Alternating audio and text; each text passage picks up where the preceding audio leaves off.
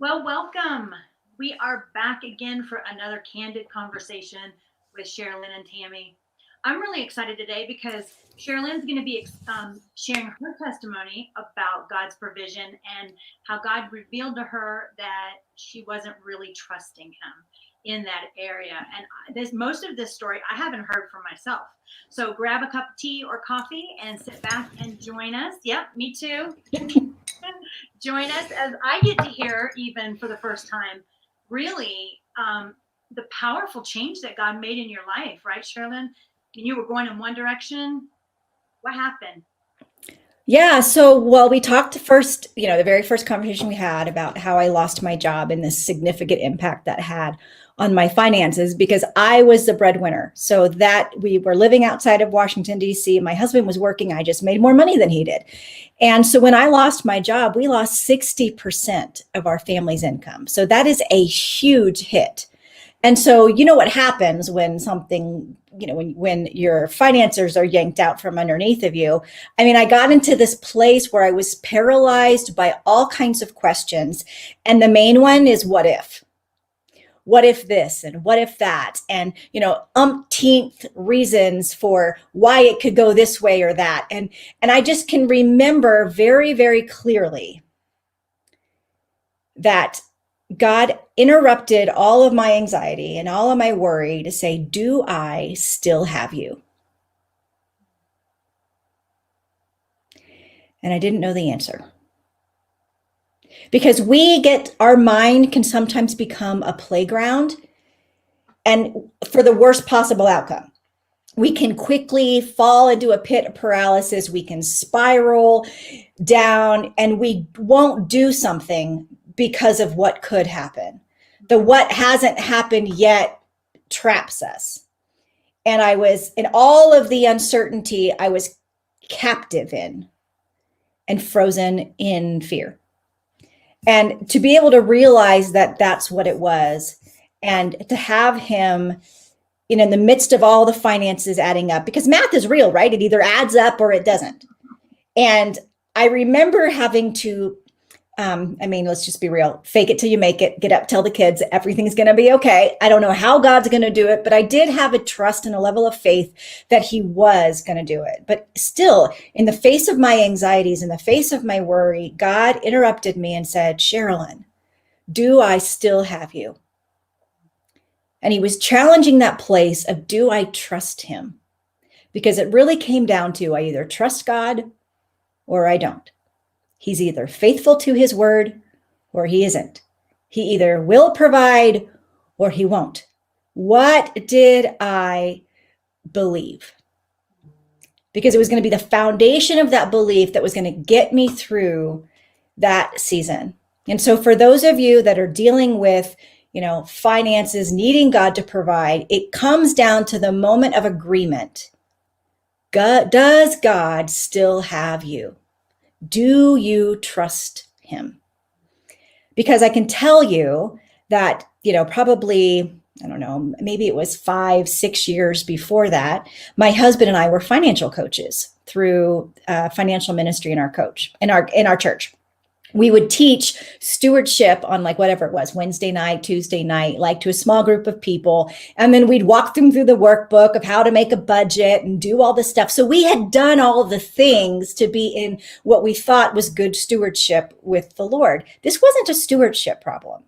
This was a trust problem. So while there's pieces of things we can do on the stewardship side to make sure you have your savings and you have those types of things in place, thank God that he prepared us in advance and that we did have a savings account with something in it. Because if we didn't have that, it would have been far worse. But at the end of the day, God is still bigger than the problem that we face. God is still bigger. But the enemy kept coming at me with lies to say that God wasn't going to provide. We would get bill after bill after bill, and I wouldn't have enough. And the money program that we used was all red, showing me that there was nothing coming in and everything going out. And, the bank account was going to be over before the bills. And so we were like, I don't know what to do. And to really kind of say, God, I have to trust you. Because I knew in my head all the stewardship stuff. We'd memorized all the verses. We knew where to find them. But were they my foundation that says, God, I trust you like that? And yeah, thank you, Andrea. Amen. Absolutely. Do we trust God like that? And that was kind of where we were. And I had to be able to fully kind of say, okay, I don't know how you're going to do this. I have to trust that you will. And just kind of push it across the table and give the entire pile of bills to God. And don't you find that while you guys were succeeding and teaching finances, it was easy to say you trusted God? Yes, absolutely. I mean, that's what we do all the time, right? When things are going well, whether it's we're not messing up, so we believe we're righteous, or if we're doing well financially, that we trust God with our finances until something happens to go, do we really trust him?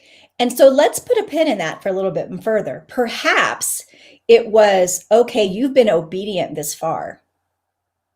Perhaps this is because there wasn't anything that I necessarily did wrong here. Right. We had entered into a season of obedience where we were trusting God with where our level of faith was. And now this trial, this storm comes at us, and we're being asked, invited to trust God at a different level. Now, I remember so powerfully hearing this quote from Graham Cook. He's like my spiritual dad. I've adopted him. We've never met in person, but he doesn't know that he's my adopted father. And he was talking about it. He's a minister. He was itinerant speaker for a long time. And I remember him talking about how he was trusting God to make payroll for his ministry staff. And there was a certain dollar value. The dollar value doesn't matter for this conversation. But the end of the day is he's like, I'm trusting God for this amount of money. And at the last minute, of course, at the last minute, the 11th hour and 59 minutes, right? It shows up. And he says at that moment, that became his floor. He never had to doubt God for anything less than that dollar amount because he knew that God had provided up to whatever that was. So I want to challenge those of you who are listening. Where is your floor? What have you seen God do? Because I can tell you over the past, it's been 8 years now, over the past 8 years, my floor with my number of where I'm trusting God for has gone up and up and up. So let me give you a testimony of how this has happened. Yes, Shirley, you're right. Those are the times we find out if we really trust him, when we're in that crucible, that moment. So when we're realizing we have to trust God for a specific dollar amount, I remember getting my electric bill in this season 8 years ago, and it was for a certain amount. And then, by the end of that week, I got a check in the mail from Costco. Did I tell this story already? I can't remember. Okay, so I get this check from Costco that was the exact same amount plus extra. So now I know that I don't have to worry about whatever that amount is because God's going to provide up to that. So fast forward now, this was probably it was earlier this year. So earlier this year, we have a company come out to check our air conditioning. Did I tell this too? I don't know. Okay. All right. So we have this company come out. I know I did a live on my own channel. I just don't remember if I shared it with you. But anyway, like friends do, we repeat stories and we yes and nod like we've never heard it before. So we had this company come out to check our air conditioning, right? And so they come out, they do the check, and he's coming in and out of the house, and I'm sitting on the porch, and he's coming in and out, and I'm like, good grief, this is taking forever. And he finally pulls my husband aside, and he says, okay, so this unit has a leak, that unit has a leak, because our house has 2 air conditioners, and we're like, And he says, and it's going to be, $2,500 a piece to fix these.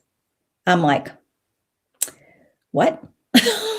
So I go to my prayer closet. And for those of you who have followed me for a while, that's my shower. And I stand in the shower and I'm just standing there before the Lord, and it's just raining down water on me, right? And so I'm just standing there and I'm pouring it out to God, and I'm just in my declarations and decrees like, God, I don't have this. I'm going to rebuke the devourer, and I'm calling on the angels of heaven to come and fix the air conditioning. I'm doing all the things that I know to do, right?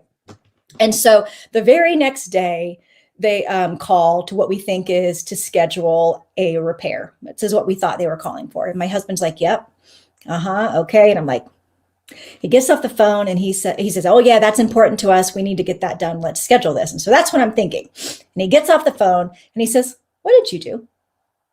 I'm like, what did I do? He goes, what did you do? And I said, he goes, you prayed, didn't you? I'm like, well, yes, of course I prayed. And so here I was in my in my prayer closet, praying to God about this whole thing, taking it to him, no anxiety about it, just saying, God, this is yours. If we have to find $5,000 to fix this air conditioning unit, you're going to provide for it, or it's just going to go away.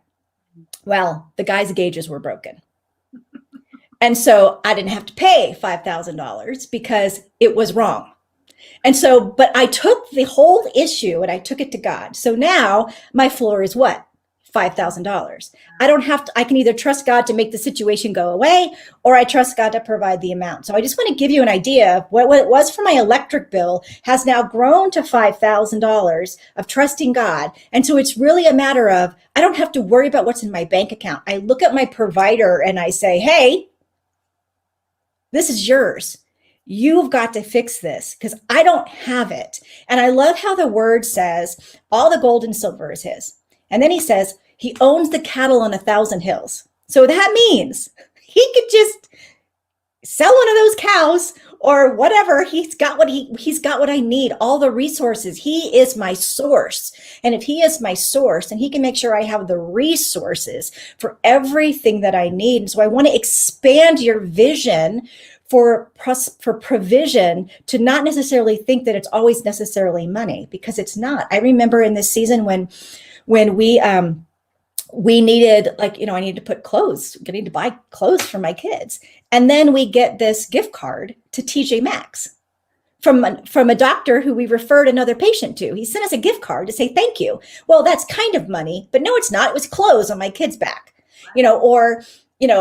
all kinds of different ways that God provides for us financially when we're looking for it. And I know this is just my story. You and your husband have a story about, the lie about believing that we believed about the enemy saying he's not going to provide for you and showing that he was. So what was going on with you? Well, it's funny. You just reminded me of a couple stories from when I first got saved. And when I first got saved, I was on my own.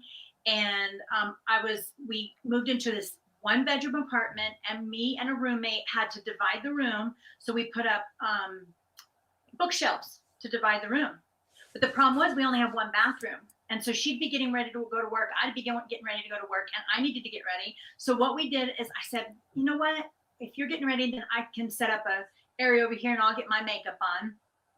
But I couldn't see because, we've got everything covered with bookshelves to try to divide the room. And I thought, well, they have those lighted mirrors, and I went and looked at one, and I couldn't afford them. I was kind of shocked at how expensive they were, the little lighted magnifying window mirrors. And I was like, Lord, I need this because, we're having a conflict of trying to get ready. And I'm not kidding you. I worked for a dentist at the time. And I walked into the office. I was the office manager. I go to get everything set up and start the day. And I walk in, and there's a lighted mirror, not in a box, just a lighted mirror in one of the exam rooms. And I walked over to him and I asked the doctor, I'm like, what is this? And where did it come from? And whose is it? And he goes, I have no idea. It was just in there. And I was like, can I have it? And he's like, sure. I don't know whose it is. This day, I do not know who and how. And I asked everybody that worked there. Nobody had a clue how it got there. The only other people that were allowed in that had keys were cleaning equipment. So unless God told one of the people that cleaned at night to put it in there. I love that story so much. And like you said, we've had so many financial challenges through the years where God's done something. But that one reminds me that he even knows the little things that I need, but we have, before we moved to Colorado, we had made a financial decision. We owned our own company and we worked together, and we felt the Lord say, shut it down. And we're like, okay. And it was actually a Beanie Baby business. And we did shows. We traveled all over during that time. My husband didn't have to work for 3 years, like literally, because it was such a God thing that we were in it anyway. But anyway, we felt like God said, shut it down. And we made one last decision because we did not wait for his voice to tell us we had to make one decision about purchasing this one batch of bears. And we didn't wait for God's answer. And it put us in debt. And it wasn't a big debt. We hadn't been in debt. We got married out of debt. We just have never been into debt. But all of a sudden we found ourselves into debt. And I'm telling you, we were like determined to get out of debt. And we went to this, we had an invitation from Turnaround Ministries. So if there's anybody out there, I hope they're still around. Turnaround Ministries, if you've ever had financial situation come in your life that it just is way too big for you, if you can ever sign up, you have to be accepted to go in. Anyway, the deal was, what I felt like while we were there was, when you come back, don't put one more thing on a credit card. Do not put one. And we weren't, we used our credit cards, but for the benefits, we always paid it off. As soon as I drive in from getting back from this trip to go get our groceries, my car won't start. All of a sudden it dies in the parking lot. And I'm like, well, come to find out, it was just a battery. So it's under $100. That's good. That's $100 that was now going to come out of the budget that I was walking into the grocery store with. And I stood there and there was 4 of us at that time. And I thought, what am I going to put back? Because I said, I'm not going to charge this on the card. And because I was obedient, I am not kidding you. At first, it seemed like, God, where are you? Why did you let this happen? Because I was an orphan back then, I didn't understand his goodness. But 1 month after another, we miraculously would get checks in the mail from states that we didn't know anybody. Someone would come up in the Bible study and say, hey, someone just walked up to me and said, are you Tammy here? I'm supposed to give you something. Like one thing after another. But see, if I wouldn't have obeyed God in the store, I wouldn't have given him the opportunity to be able to move on my behalf. If I would have relied on my credit card, and that's, I don't mean to, I'm not trying to bring condemnation, but you know what, God, we have to make room for God to move, guys. Yeah. We cannot say, I'm just going to use my credit card this time because God didn't come through. That's not true. He wants to partner with us and be a part of it. And if we're using that credit card to come to our rescue, then we're not making room for him. Yeah, there is a difference between asking. Yeah. You're hearing I'm hearing myself. Do you hear myself twice? Nope, I hear you all right. Okay. There's a difference in what you just said about having a crutch and having a faith. And we have to understand, and for all of us, that's different. And we have to recognize, what is he asking us to do? Because in your situation, he was asking you not to put anything on your credit card. And other times he's just like, do you trust me? What does trust look like? And so we're not going to tell you what your answer is. We're just asking you, where's your trust in God? Do you trust that he will or that he won't? And I remember, we have so many stories of God showing up in all these kind of amazing ways. And all of these really are testimonies to say, hey, God, do that again for me. Because you got her out of debt, show me how to get out of debt. You provided for Tammy's groceries, show me how you're going to provide for my groceries. It's not necessarily the how, it's the who. Yeah. And it's about recognizing that this is outside of our control. And I think that's where I had to get to myself. I had to get to the place where it was completely out of my control, because God, and I think I shared this a couple weeks ago, God wanted to show me that I was trusting in myself, that my independence was really my fear of being dependent on God. And so what that looked like for me to be like, okay, little Miss Control Freak, let's see how we're going to have you let go. And that was painful. And for what I was grasping onto and what God had to pry out of my fingers is very different. But at the end of the day, it came down to, I'm going to show you how to trust me. And when I do, he's so, so good. And you talked about this. We'll have to talk about, and we'll have to, we'll definitely have to talk about that orphan spirit, because I think that's something that not everybody understands. And there's a difference between what that looks like to be having this orphan spirit to constantly think that we're only going to get our needs met or not going to get our needs met, versus the daughter who is his favorite, who he's like, you know what? Like, I want to give you the desires of your heart. And then he says in Ephesians, more than you can ask or imagine. That's not poverty. That's imagine. Like, what do you want to ask or imagine? And he wants to give you exceedingly abundantly more than that, which means it starts with, what are you imagining? What are you thinking about? What are you asking God for? Is it just to meet your needs?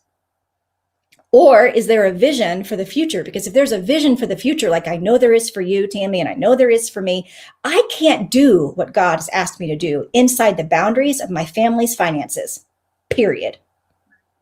I can't. It's not possible. So I need to trust God to make sure that the resources come in for what he's asking me to do before I take the step, as I take the step. Sometimes in trust, I take the step and say, okay, I'm going to do this, God. I don't know how I'm going to pay for it. Now, that is not advice I recommend to everybody. Have a good talk to some good spiritual advisors before you step out and say, I think God told me to do this. But I remember when I was making a significant investment in my business. This is about the time you and I met, Tammy.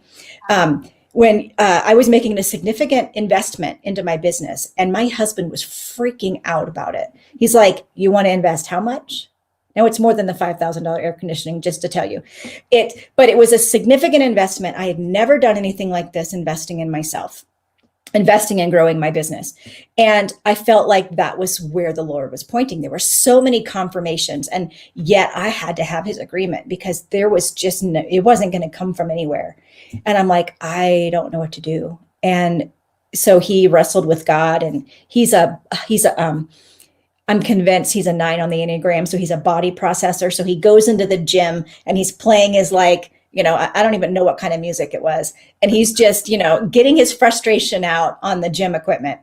And he hears from the Lord about, like, trusting him, and, not to put his, strength in himself, or worrying about where this is going to come from, and trusting God. So here he was so at a place where I am not in agreement. And I was like, I will not make this investment without unity. I absolutely won't. So God, if this is your will, then you need to turn the heart of my husband. And we know that happened because Mary and Joseph, there's an example where here we find Mary, she's pregnant, and she has to get Joseph in alignment with, I did not cheat.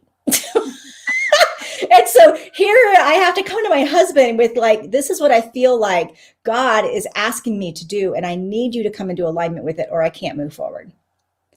And to trust God to do that. And so to be able to get to the place that we are not just trusting God for our provision, we're trusting God for alignment inside of our marriages, for when we need to go forward in something, and trusting God for provision and finances, to move into that next step. And I tell you what, we paid for what I needed completely debt-free, because God, at the end of I did not see it coming. He brought me a consulting project that paid for it. I wasn't looking to go consulting. I wasn't looking to go back into the business world for a small stint, but he paid for it. And I'm like, God, I didn't see it. I didn't see the provision. And sometimes we are in our little bubble, and we only see the boundaries of our finances, and that's wise.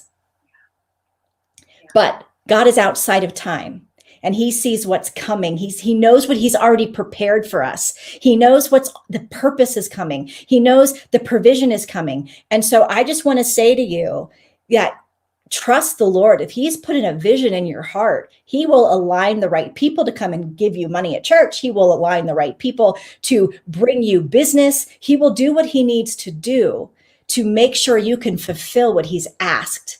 And, so, I mean, this is, my heart, and I know your heart too, is that we expose these lies. So we cannot go without first talking about what are some of the barriers or the lies that are actually preventing us from trusting God. Because every one of us, everybody that's watching, Andrea, Shirley, Melissa, all of you, we all want to trust God, right? But sometimes there's things that are actually preventing us. And so I wrote down a couple of things that I know that were difficult for me, that were making me not be able to trust God every time in my finance. And that was let me look at it. One, not feeling like God was really good all the time. Ooh. Oh my goodness, that was such a biggie for me. And so because I didn't know he was good all the time, I thought he picked and chose, when he was going to come through for me. That really caused me, like you said, control. I took control because I didn't think God was going to come through. So that was a biggie for me. Can you think of any other things that we might be believing, or problems that are causing us not to trust the God that we know is faithful? We know he's good, but we're really struggling to trust him. Yeah, that's so good. And then, so there's the God is not good enough, or I am not good enough, or there's the, God helps those who helps themselves. I'm sorry, but that is not in the scripture.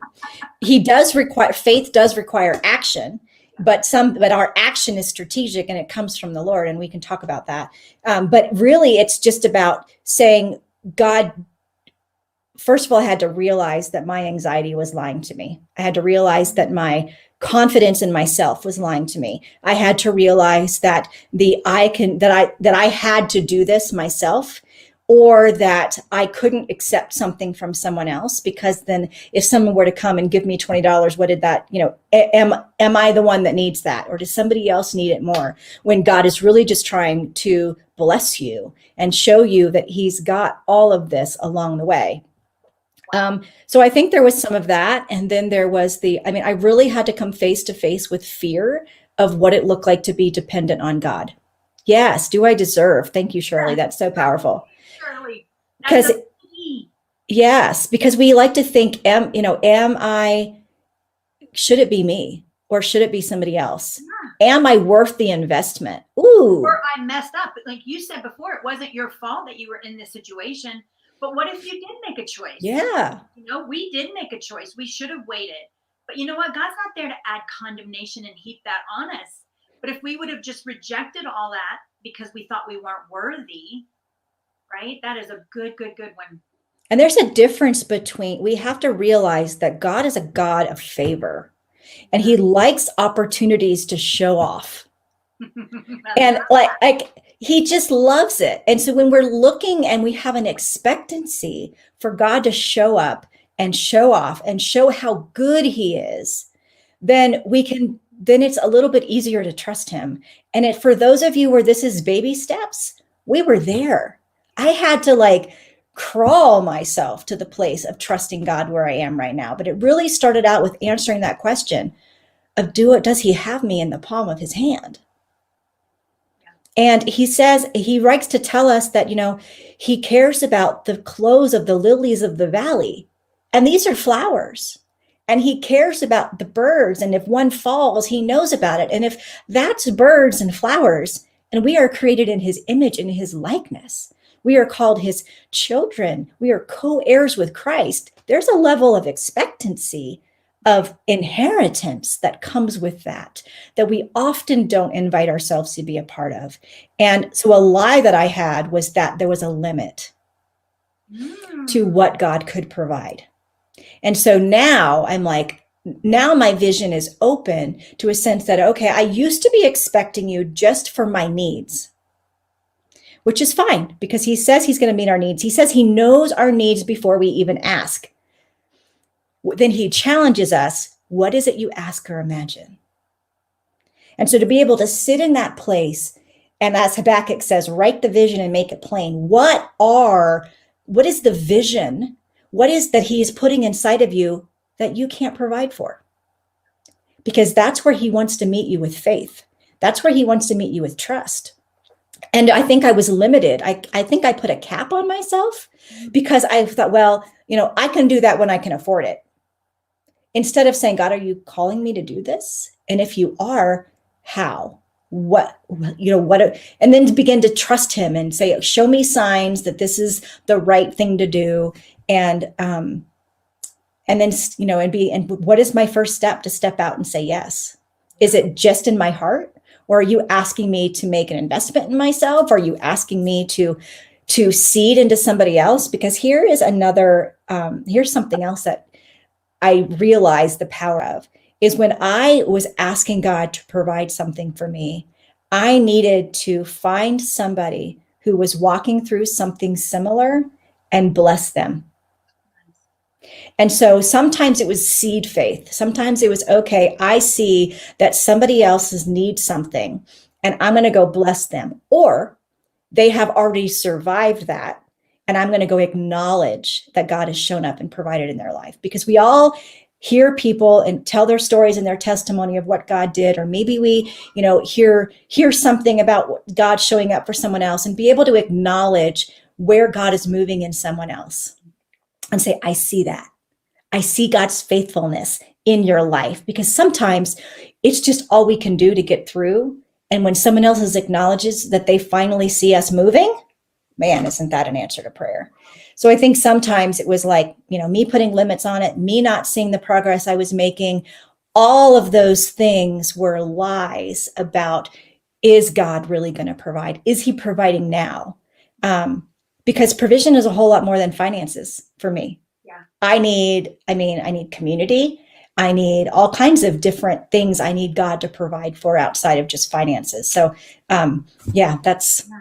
And if you guys are watching, or even if you're not, if you're watching live or you're not, later on, put in the comments, is there something that you struggle to believe, or is there a lie that you're tempted to believe that might be holding you back in this area? Because there are so many minute things that we think that can stand in the way. I love it that you brought up earlier. Oh, shoot, you just said it, and I was going to say something about it, but you said it earlier. Oh, well, first of all, I'm going to say this. You know what? We have to get out of the mindset that there's a pattern or a 5-step thing. And I think you alluded to that. We have to ask God, what is his plan? I love that you brought that up, because it's really important, because I think that's where a lot of us get frustrated. We say, but God, I've been tithing, but God. And we list all the things, but God, that we did, and it's not working. Well, it's very important for us not to put God into a 5-step program, and to really ask him. I remember something very silly that God asked me to do once. And this was when we were first trying to get out of that season of debt.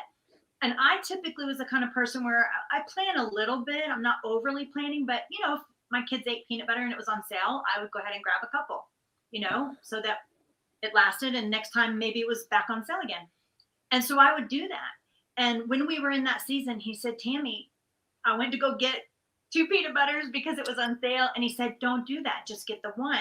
And I immediately felt like, yeah, but, and this is so silly, but this is the kind of stuff that we think and we got to deal with. I thought, yeah, but it's on sale right now. And when I know my kids are going to eat it, it may not be on sale. And he says, Tammy, you don't trust that I can make it go on sale at the right time when you run out?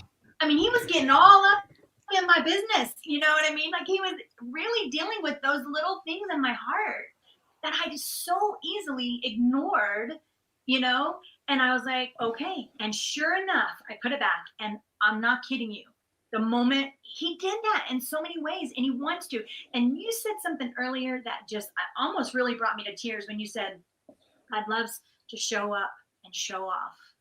And I immediately thought about that day that I was a 19-year-old girl whose life had been so messed up, a brand new believer.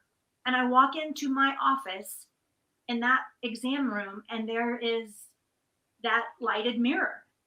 And how he must have been leaping for joy and excitement watching me be moved to tears. And I think, man, in every area that we're going to be talking about over the next few weeks, is that if we don't see that is how kind, that is how good, that is how much he's wrapped up in us, we're going to miss out on so much. And what I love about our conversations is when we shine light on these lies, like, do you trust me for the next tube of peanut butter?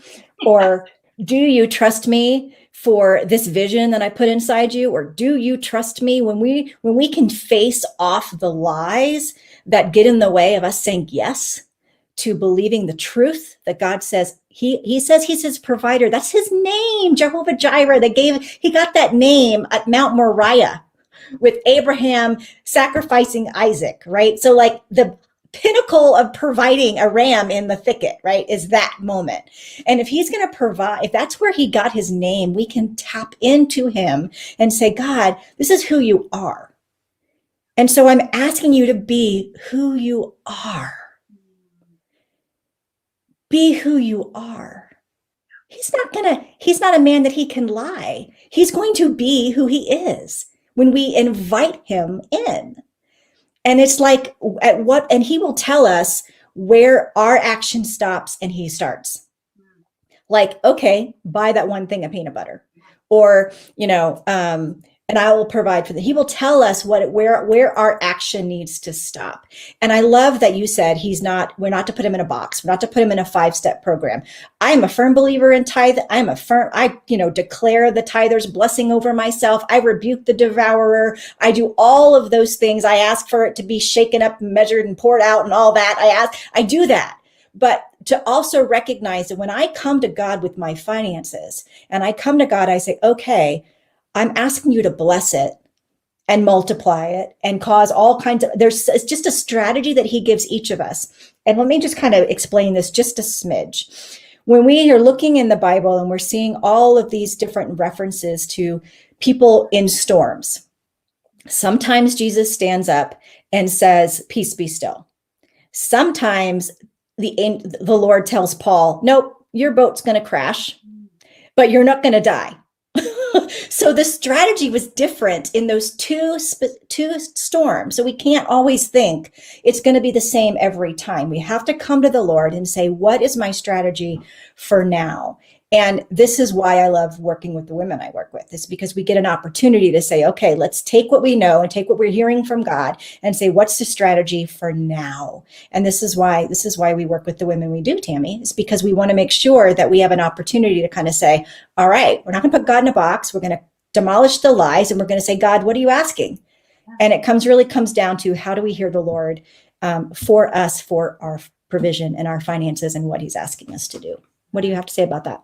I love that, because God's not about us just marking off a bunch of checklists. He wants intimacy and partnership and to be in with us, involved in it. So I love that. Throw away the list unless he actually gives you the things to put down on the list.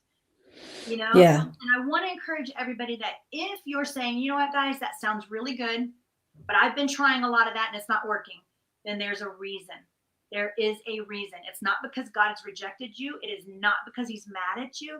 It's not because you did something that's made him say, oh, sorry, you're on your own. You made your bed, lie in it. That is not the way that God is. But I want to encourage you to get alone with him and find out, is it something that you believe about him that's a lie? Or is it something that you believe about yourself, or you believe about money that's a lie? Because God is good and he's for you.